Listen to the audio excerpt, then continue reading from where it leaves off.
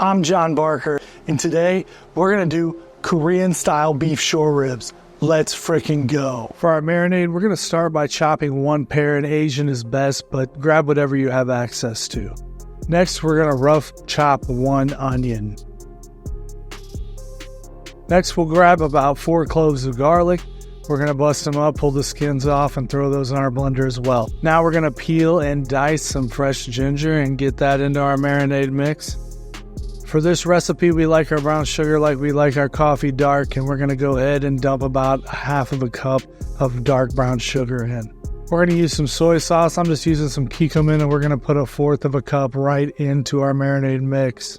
Rounding it out, we're gonna use about a tablespoon of mirin and a tablespoon of dark sesame seed oil. Now it's time to add about 1/2 cup of water and go ahead and blend everything down. Now we're going to cover the bottom of the pan with some of our marinade. We do this to make sure that the bottom of the meat is totally covered as well.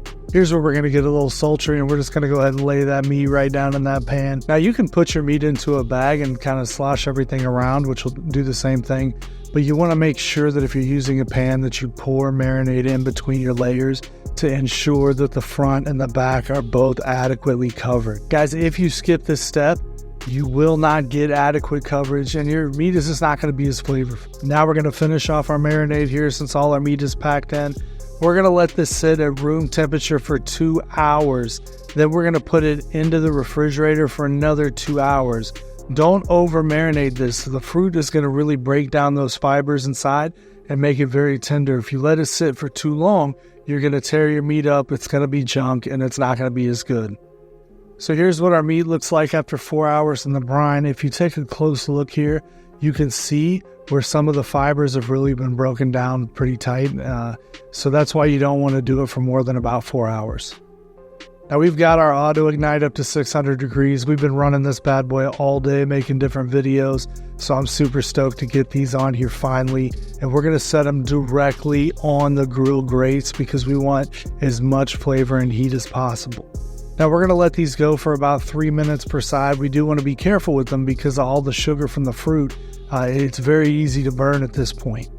As you can see, we do got a little flare up from all the sugar. It's not a big deal. It's up to you on how charred you want these things. I don't like mine to have a whole lot of char. I know some people do. So I'm going to go ahead and just flip mine now before the fire gets too much and start pulling some of these off of here. Guys, and just like that, our Korean short ribs are done. They're super simple to make, guys. Look at that. Perfect Korean short rib. You want to, again, make sure you get them flank cut. They should have the 3 small bones on them. They cook super fast. Takes about 6 minutes. Let's try these bad boys out.